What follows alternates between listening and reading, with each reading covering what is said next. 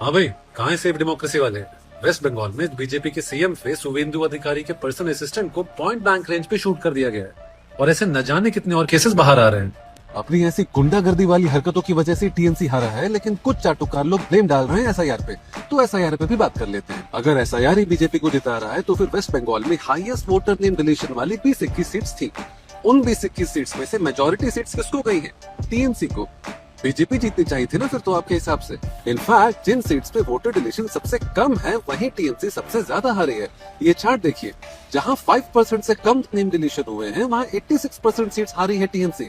उल्टा होना चाहिए था ना, जितना ज्यादा नेम डिलीशन उतना ज्यादा टीएमसी को नुकसान। लेकिन यहाँ तो कोई नुकसान नहीं हुआ है। एसआईआर में 90 नेम डिलीशन हुए हैं, जो कि बहुत ही नॉर्मल चीज है। यूपी, महाराष्ट्र, गुजरात हर जगह हुआ है। और अगर एसआईआर में मैनिपुलेशन हुआ था तो इम्पैक्ट तो सिर्फ मुस्लिम पॉकेट्स में होना चाहिए था ना, बांग्लादेशी मुस्लिम्स। लेकिन टीएमसी का वोट शेयर अक्रॉस स्टेट्स गिरा है 268 सीट्स में। इसका मतलब क्या हुआ? इसका मतलब हुआ कि स्टेट वाइज सेंटीमेंट था। लोग परेशान हो गए थे टीएमसी की ऐसी हरकतों से।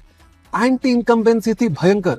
और ये तो राजदीप सरदेसाई ने भी साफ साफ कह दिया है, जिनकी धर्म पत्नी खुद टीएमसी लीडर हैं, सागरिका घोष। और एसआईआर से इतना ही फर्क पड़ा था तो रिजल्ट्स के पहले योगेंद्र यादव ये क्यों बोल रहे थे? मेरी समझ से अभी भी इसका उतना बड़ा असर नहीं पड़ेगा कि पूरे बंगाल का रिजल्ट ही पलट जाए। सबसे महत्वपूर्ण पक्ष था एसआईआर। और एग्जिट पोल्स में फिर इतनी सीट्स कैसे दिखा दी टीएमसी को? क्यों जिता दिया? बीजेपी को जिताते ना एग्जिट पोल्स में भी। एसआईआर से वोट चोरी नहीं हुई है बंगाल में। आपने की है करोड़ों की चोरी और अब कर रहे हैं सीना जोरी ऐसी गुंडागर्दी से। मेरी अपील है वेस्ट बंगाल गवर्नर को कि आर्टिकल 164 के अंदर प्लेजर ऑफ द गवर्नर वाला क्लोज अनवोक कीजिए और सीएम को हटाइए और इन टीएमसी गूंस को जेल में भरिए। आपको क्या लगता है अब क्या करना चाहिए?